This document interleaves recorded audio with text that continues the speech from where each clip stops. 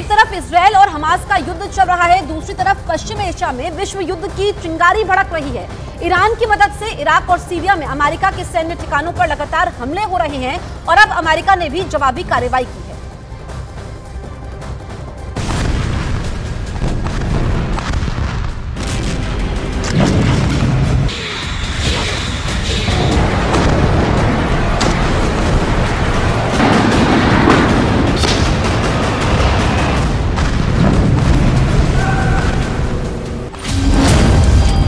Gaza के बाद अब दमिश्क की बारी।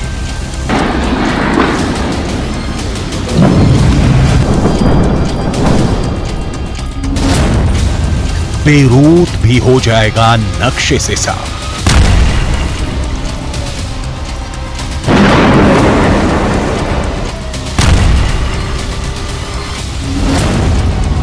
तेहरान में होगा परमाणु धमाका।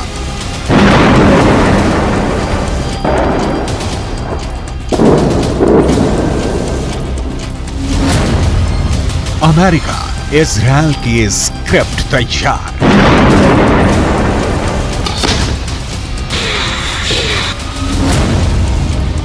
राष्ट्रपति के ऑर्डर का इंतजार।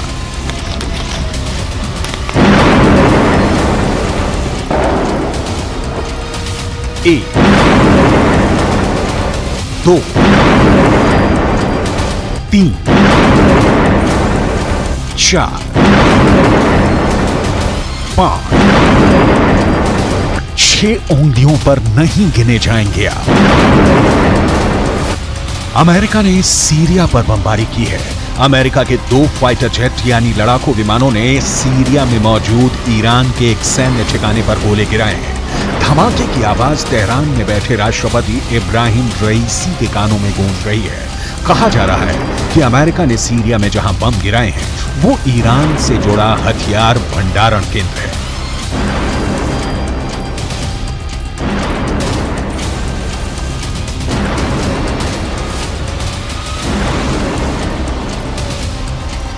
सीरिया सन्नाटे में है। ईरान को कुछ सूझ नहीं रहा है। पहले नेतन्याहू ने गाजा पर हमले रोकने की ईरान की धमकी की चिंदी उड़ाई। अब सीरिया में ईरान समर्थित ठिकानों पर बमबारी कर अमेरिका ईरान की धमकियों का कचूमर निकाल रहा है। सीरिया में हुए हमले की डिटेल जानने से पहले आपको अमेरिका ने सीरिया पर हमला क्यों किया इसकी डिटेल देखनी चाहिए, जिससे आपको सीरिया, इजरायल, लेबनान और हमास के बीच ही नहीं, ईरान का इजरायल से असली रिश्ता क्या है पता चलेगा। अमेरिका की सेना ने पूर्वी सीरिया में ईरान के जिस भंडारण केंद्र को निशाना बनाया है उसका इस्तेमाल इस्लामिक रिवॉल्यूशनरी गार्ड कॉर्प्स यानी IRGC और इससे संबंधित समूह करते हैं। सीरिया और लेबनान में ईरान ने अपने समर्थकों के लिए इस्लामिक रिवॉल्यूशनरी गार्ड्स की तैनाती की है। ये गार्ड सीरिया और लेबनान में क्यों जरूरी है, ईरान के पास इसका कोई मुकम्मल जवाब नहीं मिलेगा, लेकिन इजरायल और अमेरिका के पास इसका माकूल जवाब है और वो है हमला।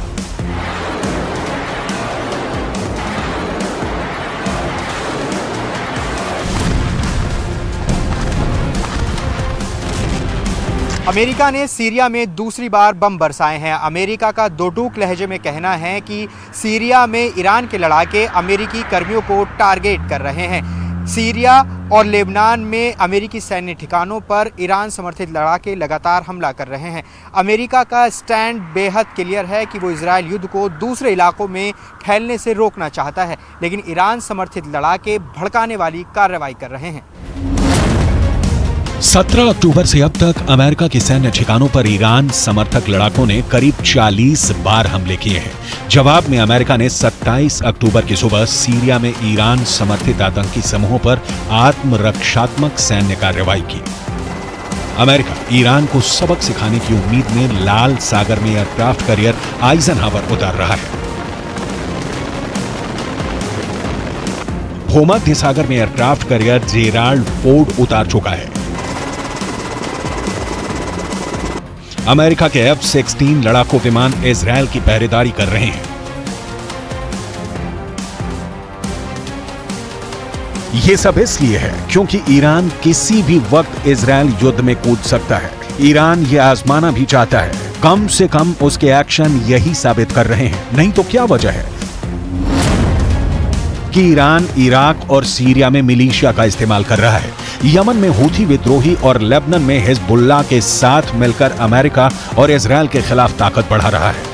इस्लामिक रिवोल्यूशनरी गार्ड कॉर्प्स से जुड़ी ईरानी मीडिया की रिपोर्ट में कहा गया है कि इराक और सीरिया में ईरानी समर्थित समूह अमेरिकी सेना पर अपने हमले बढ़ा रहे हैं।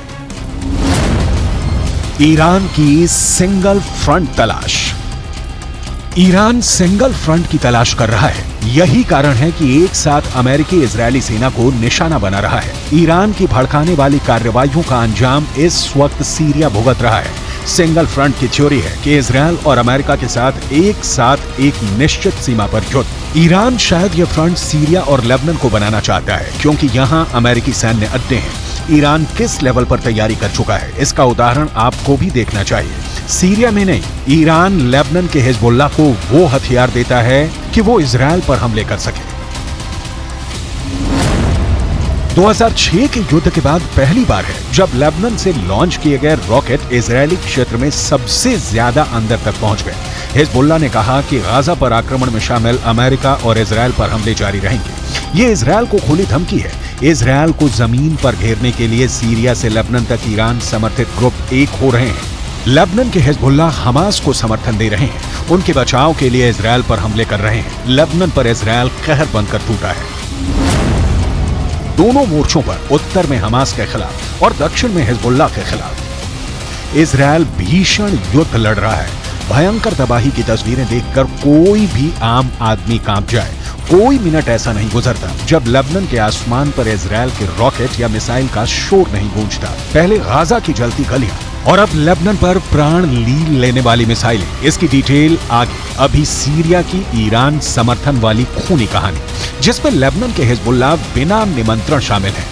असल में मिडिल ईस्ट के देशों जैसे सीरिया, इराक में अमेरिका की सैन्य मौजूदगी का विरोध होता रहा है। इजरायल की जंग के बाद से ही अमेरिकी ठिकानों को निशाना बनाया गया है, फिर चाहे हिजबुल्लाह हो या फिर यमन के हूथी। ईरान के समर्थन की वजह से ये अमेरिका का सिरदर्द बने हुए हैं। जाहिर है अमेरिका इन संगठनों और इनके समर्थक ईरान की अगली उम्मीदों को सदा के लिए जमींदोज कर देना चाहता है। नतीजा है कि गाजा के साथ साथ अब सीरिया का जलना भी शुरू हो गया है।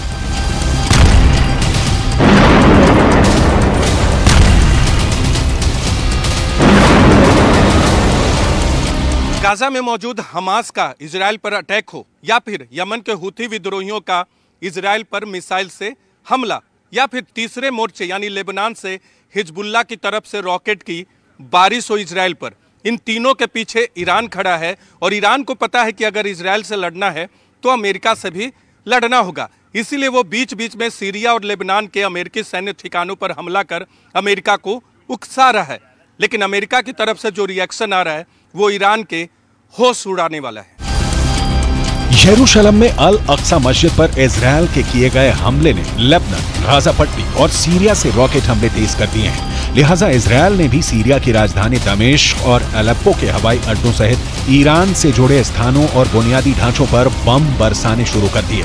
ये बात बहुत क्लियर है कि इजरायल को हमास को हराने के लिए सिर्फ हमास को नहीं बल्कि ईरान, उसके समर्थक, यमन के हूथी विद्रोही, सीरिया, लेबनान के हिजबुल्लाह को एक साथ हराना होगा। इतना बड़ा काम इजरायल अकेले के लेवल पर नहीं कर सकता क्योंकि इन सभी के साथ रूस और चीन जैसी शक्तियां खड़ी हैं। ऐसे में अमेरिका की स्वाभाविक एंट्री होती है और इन देशों या संगठनों के खिलाफ उठाया गया कोई भी अमेरिकी कदम सीधे इजरायल को फायदा पहुंचाने वाला होता है। वैसे सीरिया और इजरायल की खूनी कहानी संक्षेप में समझ लीजिए। संघर्ष का मूल कारण है 1967 का 6 दिवसीय युद्ध जिसमें इजरायल ने सीरिया को हरा दिया और गोलन हाइट्स पर कब्जा कर लिया। गोलन हाइट्स का उपजाऊ पठार इजरायल और सीरिया दोनों के लिए अहम है क्योंकि ये कमांडिंग सेंट पोजीशन भी है। 1973 में सीरियाई सेना ने योम किप्पुर युद्ध के दौरान इस क्षेत्र पर फिर से कब्जा करने का असफल प्रयास किया। अगले साल 1974 में एक युद्ध विराम समझौता हुआ। तब से गोलन हाइट्स का ज्यादातर हिस्सा इजरायल के नियंत्रण में है। सीरिया में ईरान समर्थकों को खाद्य पानी रूस से मिलता है। लेबनान के हिजबुल्लाह को रूस पंसीर डिफेंस सिस्टम दे रहा है। हिजबुल्लाह इस सिस्टम को हमास को दे सकता है। उस दशा में सोचिए इजरायल का क्या होगा। जाहिर है ऐसे हालात पैदा हों इसकी कोई भी आशंका अमेरिका अपने घातक प्रहार से नष्ट कर देना चाहता है।